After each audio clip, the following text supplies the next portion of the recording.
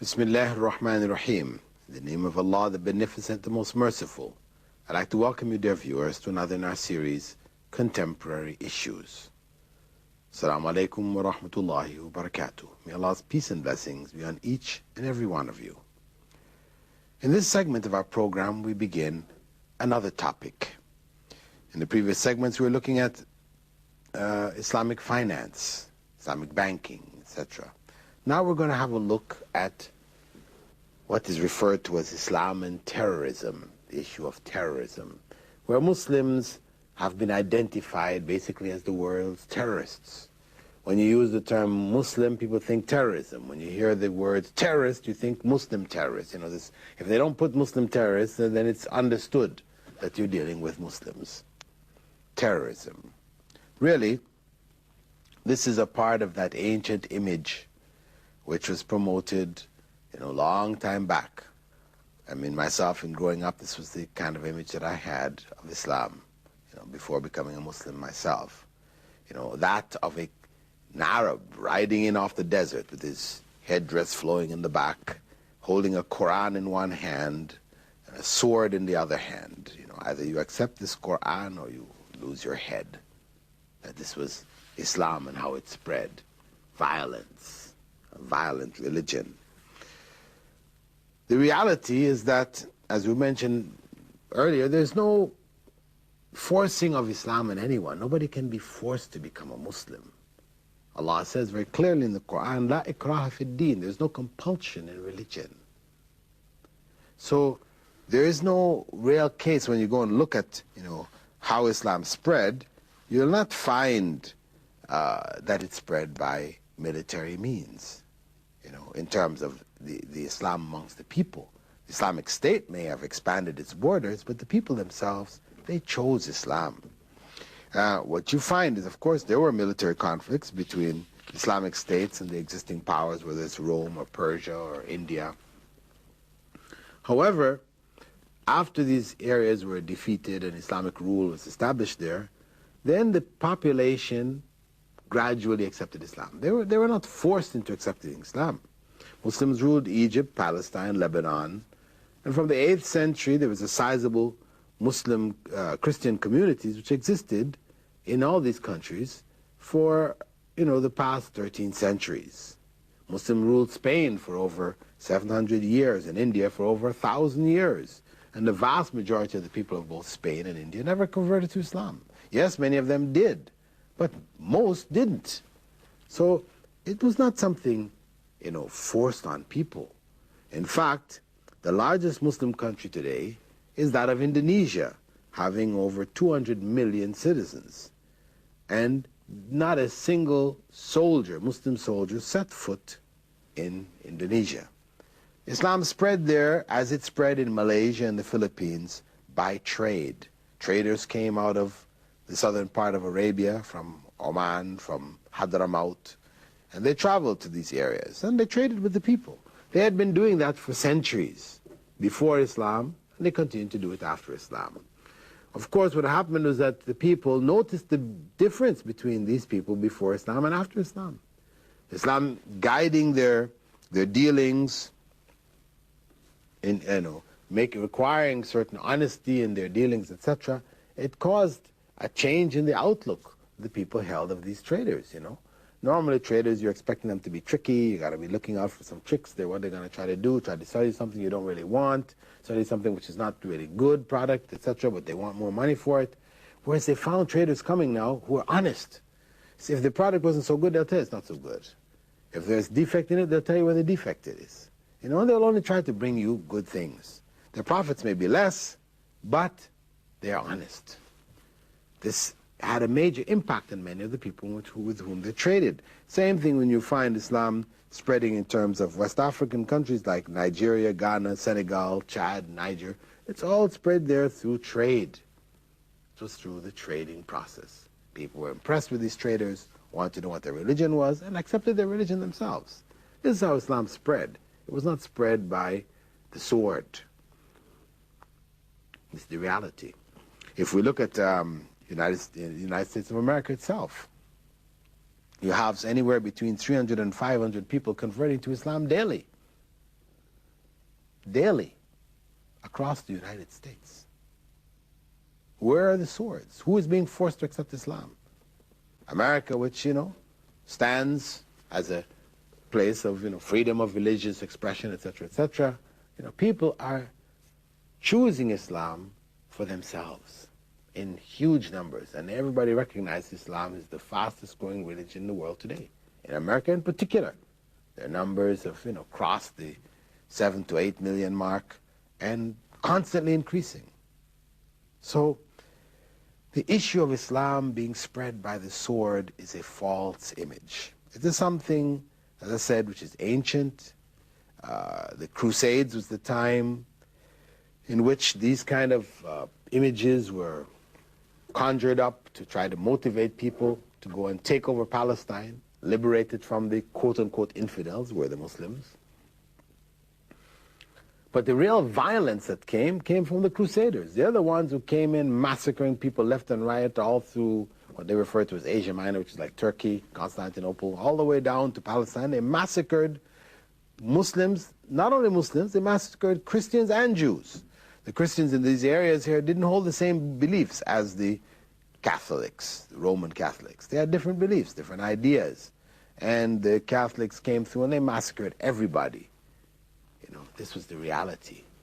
They weren't really liberating this place from the infidels. They were capturing it because it was a middle point for the sale of silks and spices and that into Europe. They wanted to capture that middle area and gain trade, increase their profits.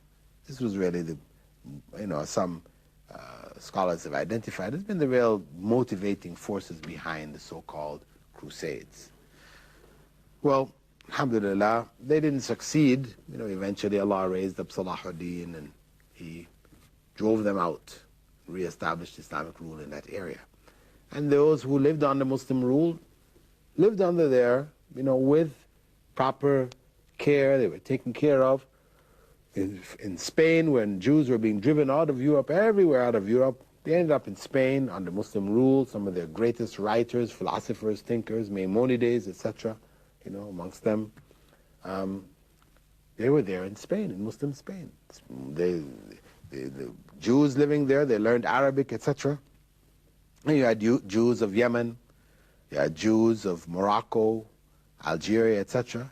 You had Jews who were in fact Arab Jews. They spoke Arabic, this was their language, but they were Jews, nonetheless.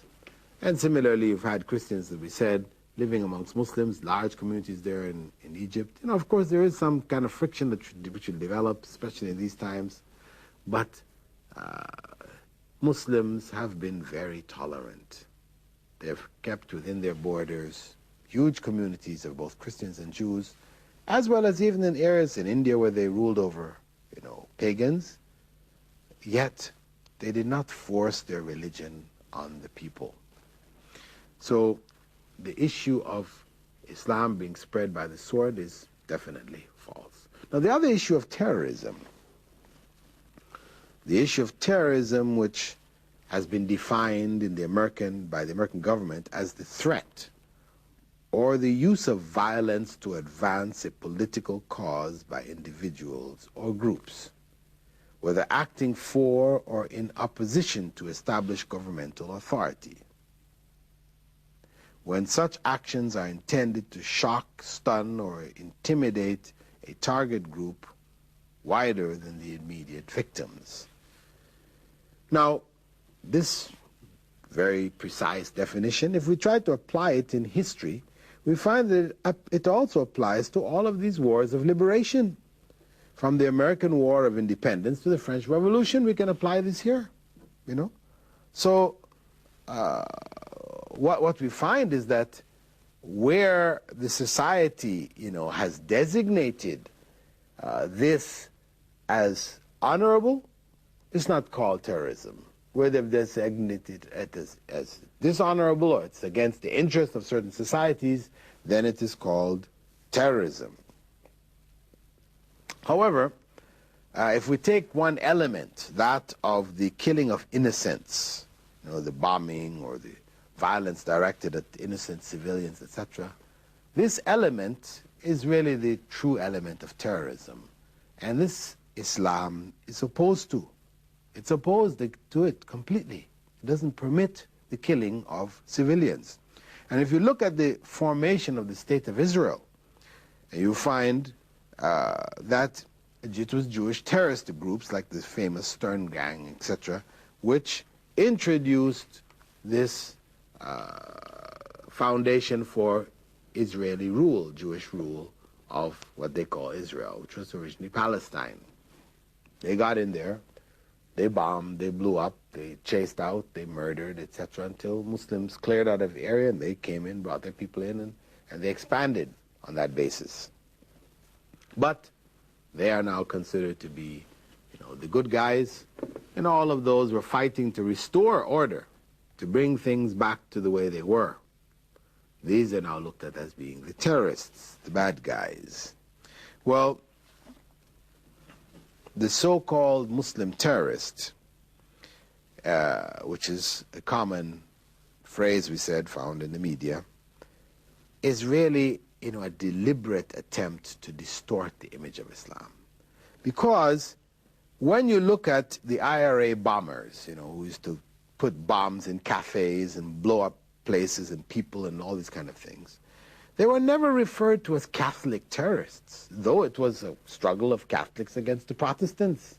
They didn't call them Catholic terrorists.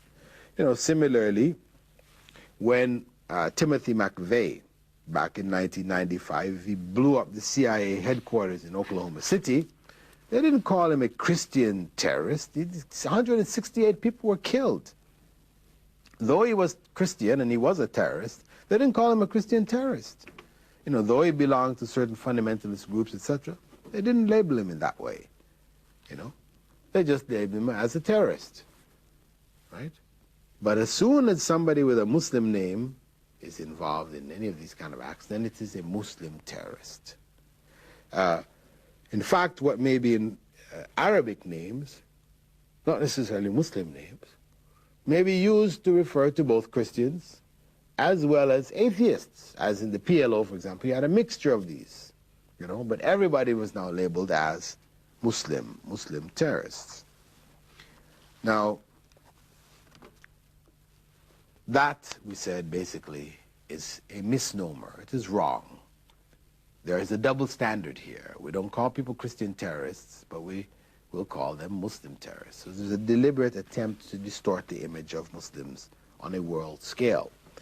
We should also consider, at the same time, that to some degree, you do have some Muslim groups, like in Egypt, you had the Jama'ah al-Islamiyah and the Jama'at al-Jihad, etc., who were involved in some major terrorist acts. People, innocent civilians, people on buses, like in Luxor, tourists, etc., were massacred by these groups, in their attempt to try to topple the government. This, in fact, much of the activities that they've been involved in, we could really say these are terroristic activities. They lend support to this misnomer placed on the Muslim world. Unfortunately, some of the blame, we have to say, falls on ourselves, because there are people involved in such acts, and they carry Muslim names. Some of them even espouse Islam and do it in the name of Islam. Similarly, you find in southern Philippines today, the so-called Abu Sayyaf group and their activities. They're very terroristic, kidnapping, chopping off people's heads and things like this for ransom, just gathering money for themselves. And the people involved in this are children. And you look at their names, their ages, you know that they're children. And in fact, they're misguided here. This is not, all the major groups, the MILF, etc., have all denounced them. They don't support their tactics at all. These are illegitimate tactics. This is not the Islamic way. So we have to admit that to some degree, Muslims have contributed to this false impression that is promoted worldwide with regards to Islam. Even places like Algeria, where there's some atrocities going on, this has been attributed to the Islamic movement. But actually, when you go and you research into this situation, you find that it's not really them. There are other elements there, that are involved in it. Some people identify that these elements are linked back with the government, and their activities are used to discredit the Islamic movement, which they have succeeded to a large degree. However, in general, the Islamic movement is still supported by the masses of the people. And as we said, in the end, the indiscriminate use of violence to promote any kind of political ends, Islam does not support at all. We find in the 32nd chapter, verse 5, Allah saying, anyone who has killed another except in retaliation, it is as if he has killed the whole of humankind. So this Islam is a huge rebuke of this kind of violence there. We can also say that there are strict rules with regards to conflicts. Islam has strict rules. What can a Muslim soldier kill? He cannot just kill any kind of living being that he finds in an area. He's only allowed to direct his harm to the people who are involved in fighting. People have taken up arms. They're wearing military equipment. They're involved in killing Muslims. To fight against them, to protect the lives of Muslims, perfectly legitimate. Now, there's a question which arises along with this, that of suicide bombers. People who strap huge amounts of TNT or whatever, explosives around their bodies. They go amongst the midst of the enemy, and then they set these things off, killing huge numbers. Now, the Tamil Tigers in Sri Lanka, they have been using this method for a number of years. They've stricken grave fear in the minds and the hearts of the people. Is this method acceptable? Well, for the Tamil Tigers, you'll find that they will go and blow up the president. They'll blow up all kinds of people around them and everything like this. I mean, this is indiscriminate use of violence. In the case of the struggles in, for example, Palestine, and currently now in Chechnya, some of these tactics have been used. The scholars have pointed out that though suicide in general in Islam is forbidden, to kill oneself, to take something known that you're going to die, from this thing, this is in fact forbidden in Islam. This is one of the bases of forbidding smoking of cigarettes, because it can cause cancer, causing death. So it's prohibited on that basis. Now, the concept of a suicide bomber is different. A person who kills himself in normal life, he's killing himself because he can't stand to live anymore. He feels God is unfair to him or whatever. Life it's lost its meaning. He just wants to die, get out of this. Right? That's his intention. When you look at the mind of the suicide bomber, it's a different intention altogether. His situation is that he's not able to get at the troops of the enemy. They're either too heavily armed, they don't have the type of equipment that can deal with it. So the only other option they have is to try to get some people amongst them and then explode the charge that they have to try to destroy the equipment and to save the lives of their comrades. So this is not really considered to be suicide in the true sense. This is a military action, and human lives are sacrificed in that military action. This is really the bottom line for it. And that's how we should look at it. Islam is opposed to terrorism in all forms. What is true terrorism? But it will not shrink from using violence to gain some of its ends, to establish itself in certain areas, to gain control over certain things. It could use a certain amount of violence. But to force somebody to become a Muslim, this is something inconceivable, unacceptable Islamically.